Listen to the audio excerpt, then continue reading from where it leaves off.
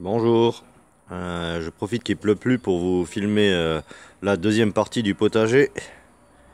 Il y en a eu pendant 15 jours des averses et pour filmer c'était vraiment pas évident. Voilà, je vais vous montrer ça donc. Ben là on a des tournesols. Les tournesols que j'ai plantés, ils ont déjà bien grandi. Elles vont bientôt être en fleurs. Ensuite à leurs pieds, qu'est-ce qu'on a? J'aurais mis entre des patates douces. Aussi des patates douces. Voilà, c'est un tomatier, j'ai fait une expérience. Je l'ai mis dans la mousse où on plante les fleurs et je le nourris au purin d'ortie et au jus de compost. On va voir s'il va pousser. C'est une expérience. Alors là j'ai planté une ligne de persil, elle a super bien poussé, ben avec toute la pluie, elle peut que pousser. Ligne de persil, un tomatier, c'est simplement des tomates qui sont tombées en fin de saison par terre, il a poussé tout seul celui-là. Ben, c'est comme ses copains qui sont dans les courgettes. Là il y a les courgettes, les potirons, pâtissants, il y a tout qui est mélangé. Voilà, on a un bac avec les aromatiques, la menthe poivrée, la sauge. Là, on a une tour à fraisier. On a déjà pris les fraises. Et dessus, je lui ai mis un tomatier. Il est en fleurs. Encore des fraisiers. Il y a d'ailleurs quelques fraises dessus. C'est la jardinière du petit. On lui a mis des fraisiers, des radis, une salade, de la ciboulette, du thym.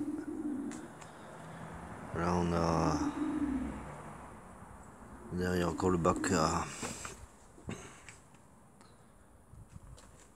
aromatique. On a de l'estragon.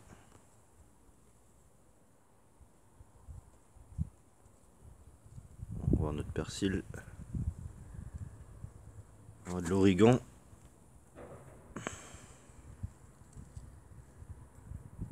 Voilà, on a la bourrache. Elle est bien en fleurs là.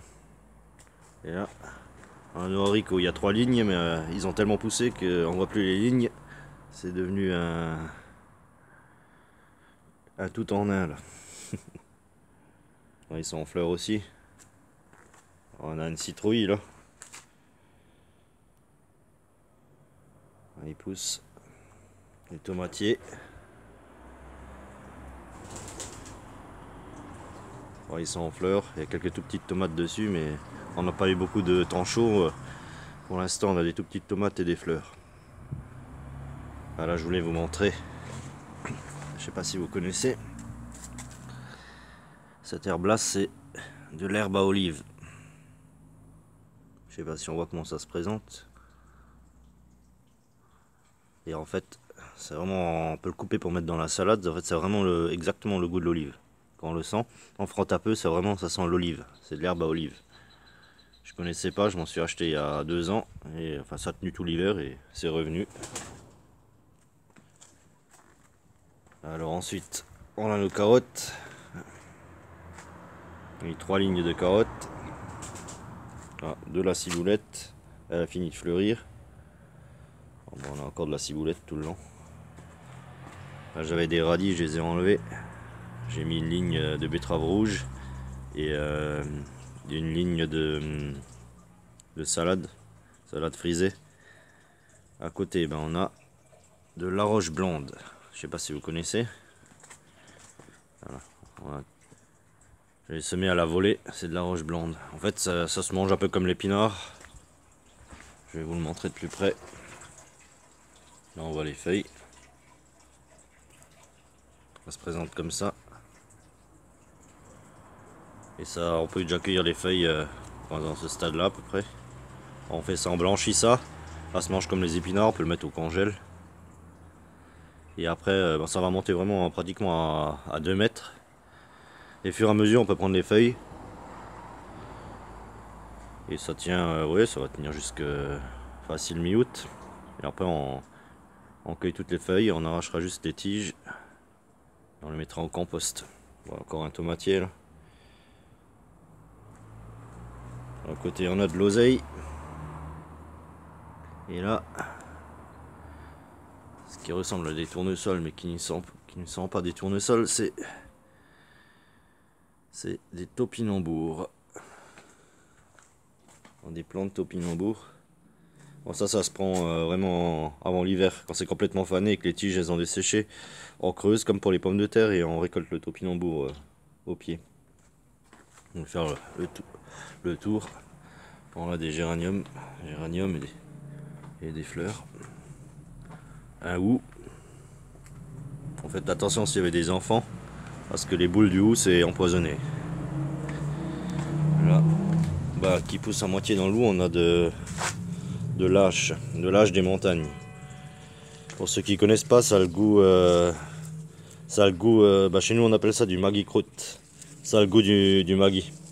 Ça a vraiment le même goût que le maggi. On met ça, bon, on peut mettre ça dans le repas quoi en fait. On fait de la viande, etc. Je vous montre de plus près comme ça se présente. Ça a vraiment le goût du maggi. Voilà, on est de l'autre côté. On voit à nouveau la roche blande. La roche blande, elle est verte. Et il y a encore de la roche aussi. Je sais pas exactement si le goût est pareil, mais elle est rouge. Rouge pourpre. Ça c'est de la roche blande, elle est verte. Verte claire. On voit notre ligne de carottes de l'autre côté. Nos plants de tomatiers. On a un rosier là, sur pied. Nos haricots.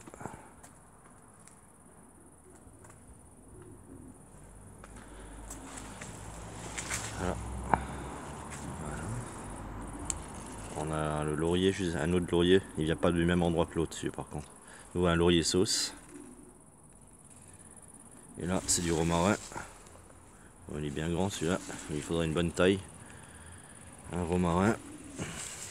Toujours les rosiers. On va passer de l'autre côté. Et là, on a les bananiers. Bon, pourtant, j'habite pas dans le sud, je suis plutôt dans le nord-est. Mais ça fait 2 ans, 3 ans qu'on les couvre pas. Pourtant, on a eu du -10, -15, même moins.